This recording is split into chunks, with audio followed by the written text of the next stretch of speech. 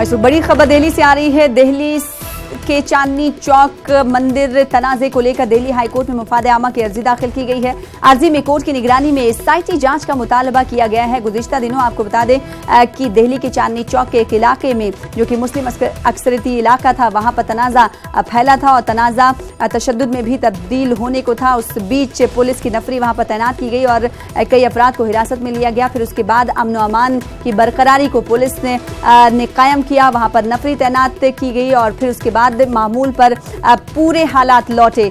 इसके बाद आज दिल्ली हाईकोर्ट में मुफाद आमा की अर्जी दाखिल की गई है। अर्जी में कोर्ट की निगरानी में एसआईटी जांच का मुतालबा किया गया है। सुशील पांडे हमारे साथ फोन लाइन पर जुड़ चुके हैं, हमारे नुमाइंदे। सुशील, जिस तरीके से हमने देखा था कि चांदनी चौक में हालात को खराब करने की कोशिश की गई थी और उसके बाद आज दिल्ली हाईकोर्ट में मुफाद आमा की अर्जी दाखिल की गई, इस अर्जी में क्या कुछ कहा गया है?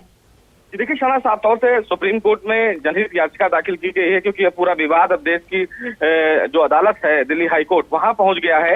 हालांकि इस याचिका में ये मांग की गई है कि इस पूरे मामले की जांच हाई कोर्ट की निगरानी में एक एसआईटी बनाई जाए और वो एसआईटी इस पूरे मामले की जांच करे।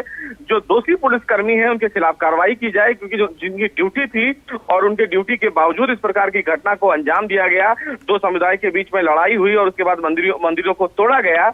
इसके पीछे जो पुलिस वाले इन्वॉल्व हैं, जिनकी लापरवाही से इस तरह के माहौल को खराब करने की कोशिश की गई, उनके खिलाफ कार्रवाई की जाए। और ये भी मांग की गई है कि एक गाइडलाइन बनाया जाए ताकि भविष्य में इस प्रकार के प्राचीन मंदिर और मस्जिदों की सुरक्षा की जाए। एक ऐसी बॉडी बनाई जाए जो इस प्रकार के मंदिरों या मस्जिदों की सुरक्षा करे, ताकि प्राचीन मंदिरों को और मस्जिदों को तोड़ा ना जाए। और फिलहाल अब इस याचिका पर उम्मीद ये है कि दिल्ली हाईकोर्ट का सुनवाई कर सकता है। तो देखना ये होगा कि दिल्ली हाईकोर्ट इस पूरे मामले में जो पुलिसकर्मी हैं उनको लेकर क्या कुछ आदेश देता है और क्या किसी एसआईटी की जो मांग की गई है उस एसआईटी को बनाने का आदेश देता है या नहीं। लेकिन अब कहीं ना कहीं दिल्ली हाईकोर्ट में ये पूरा विवाद पहुंच गया है, सियासी घमासान मचा हुआ है। शनाय, इसको लेकर अभी हाल ही में जो हमारे केंद्रीय मंत्री हैं हर्षवर्धन, उन्होंने चांदनी चौक का दौरा भी किया था। तो अब देखना ये होगा कि जब फिलहाल मामला न्यायालय में पहुंच गया है तो न्यायालय इस पूरे मामले को कैसे देखता है। जी, जाहिर सी बात है। और चांदनी चौक से रुकने पार्लियामेंट